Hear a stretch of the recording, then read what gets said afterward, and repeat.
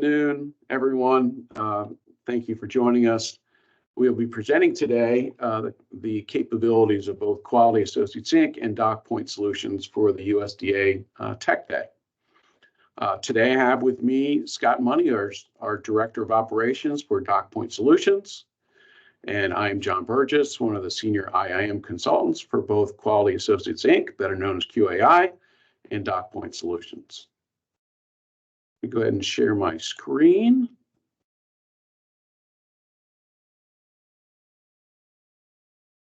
Here we go. All right. Let me just start off by saying that both QAI and DocPoint Solutions are wholly owned subsidiaries of Konica Minolta, a much larger organization that you may recognize. So today we're going to talk about both QAI and DocPoint Solutions, the capabilities, the contract vehicle that's available for USDA to do business with both QAI and DocPoint easily. And then we'll talk a little bit about past performance and current projects we have today with USDA. As I mentioned, there's two divisions here that work with USDA.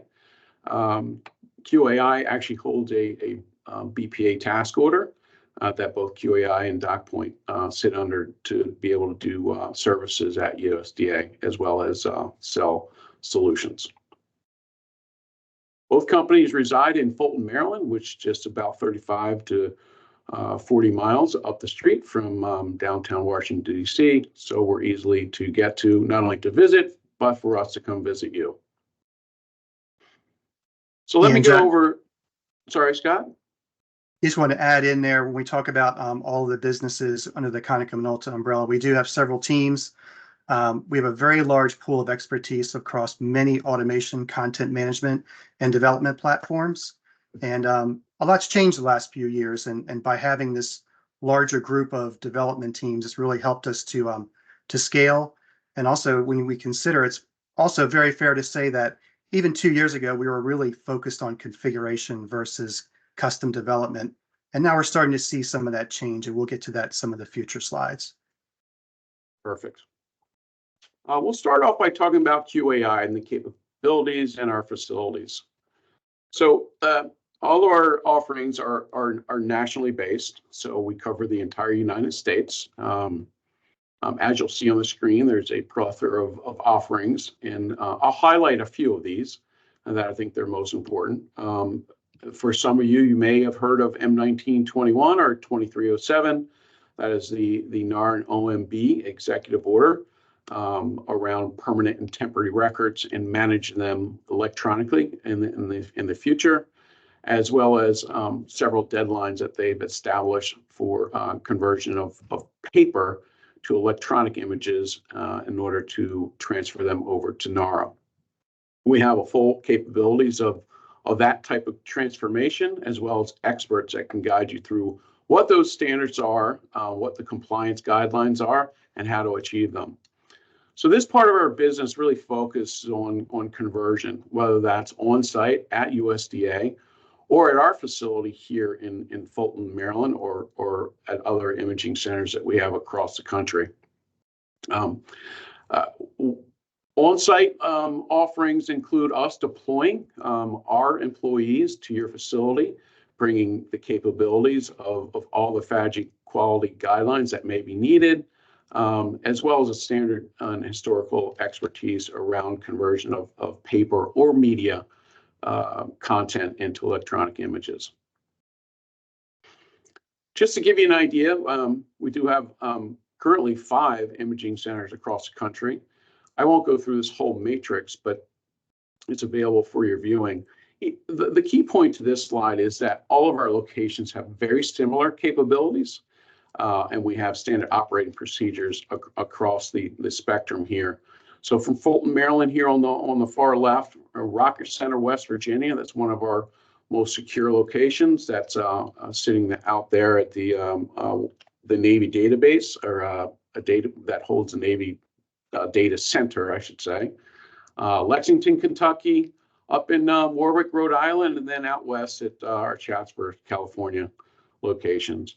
And again, I'll just reiterate that, you know, our capabilities at each one of these centers are replicated, and the standard operating procedures are very similar. Part of that is probably the most important part of these facilities is security. Everything that we have related to standard operating procedures starts with security first.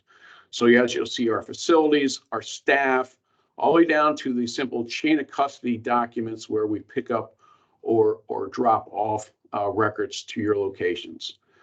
It's all about security. These are your records. They're not ours. We treat them as such, and we'll keep them confidential and secure. The last thing that or last two on this slide, transportation. So our vehicles are our own. We don't farm out any of that type of service. It's our folks, our vehicles. These are secure vehicles, unmarked, and it's a single stop transport, meaning no commingling of documents. And we're not going to stop at some other agency besides USDA and commingle those documents. And at the bottom, for those that are a little familiar with security, our data security includes CMMC, FSMA, NIST, as well as SOX 2 compliance. We have our security and contracts officer here at our site in Fulton that keeps up with all of our security requirements and compliance annually. I mentioned earlier M1921/M2307. This is the mandate that NAR will no longer accept the transfer of permanent or temporary records in analog format. They'll accept it in electronic format with the appropriate metadata or index fields, if you will. We have been hand in hand working not only with NARA, but with many federal agencies to meet these requirements. And this can start as simple as inventory, an assessment of the inventory. Are these permanent records? Are they temporary? Is our file plan up to date? Does it match our record schedule?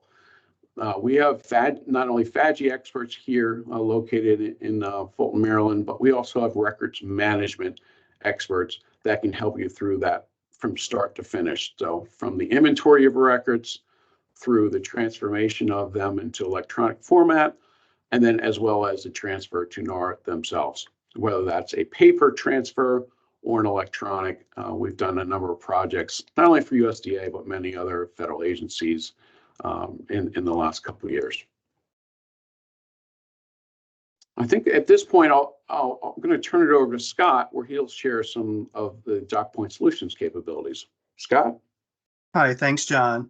Yeah, so on the DocPoint Solutions side, we focus a lot more on the content itself. So as you heard John talking about the BPO side, a lot of that's conversion work, getting it into a digital format. On the DocPoint side, we're working more with managing that content. So we assist with everything from planning that architecture for where that content's going to live. And any kind of a migration, it's not just SharePoint migrations, it's also from other platforms. Maybe it's from a network drive. We have the ability to plan that backend system to meet your business needs, whatever that may be. Analysis and process improvement. So the analysis, we like to do that on the front end, making sure we understand what your business requirements are. And then the process improvement is as we work through those requirements, seeing if there's anywhere we can improve your business process. So efficiencies, turnaround times, maybe simplify notifications. A lot of people don't want to get a lot of emails with their workflows. Maybe it's easier to work from a dashboard in some cases. So across the board, migration, content management, and automation. The M1921/2307, you heard John speak to that earlier, not only on the conversion side, on the front end, but also on the back end. So migrating that content to the cloud, and then addressing your retention policies, storage needs, and disposition. We can automate that as well. The automation side, the RPA tools, we're talking about the Power Apps platform as a whole, Power BI for your reporting, and the Azure infrastructure for Dataverse and Databricks, Data Lake. You've probably heard those names before. That's where your data actually lives. So on the development side, we also have Blazor, something else that's come around on the custom dev side. So capturing that content on the front end, we do have the ability to integrate those two processes together. So it's both scanning and then storage on the back end. We don't need middleware for that necessarily. It can be streamed directly to your content management platform. And then records management, I kind of mentioned that earlier. So disposition, auditing, e-discovery, and things like that. So as a whole, most of this lives in the M365 stack. We do have other platforms available as well if 365 is not a fit for your team. So if we go to our next slide, we had mentioned earlier the custom application development. So we're starting to see a little bit of a trend where 2 years ago, we did not see much in the way of custom dev because we wanted to always use off-the-shelf products, which have evolved into the cloud-hosted solution. So those renewals, increased costs have now actually starting to drive a little bit different trend. So in some cases, we're building an application for the agencies to use, and that's actually more cost effective than the renewals year over year. So a little bit of a trend change there. If that's something you like to talk about, we can share that information with you as well as to what those projects, what's involved with those projects. And this is a beauty of the two companies, right, under one umbrella, QAI and DocPoint. They feed each other.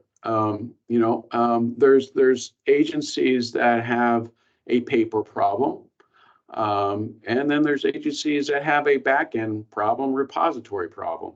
So there's oftentimes projects that start on the QAI side of the conversion of paper to electronic that end up being a project under DocPoint because they have to manage that data when it's in an electronic format. So they really do feed each other. Sometimes the projects will start on the DocPoint side, and then we'll find out that they have paper records that they want to incorporate in their transformation. So that's why we have what we call the yin and yang slide that you saw earlier. Right. And even adding on to that, I know we're talking a lot about the Microsoft stack, John, but the team should be aware that's not always a perfect fit.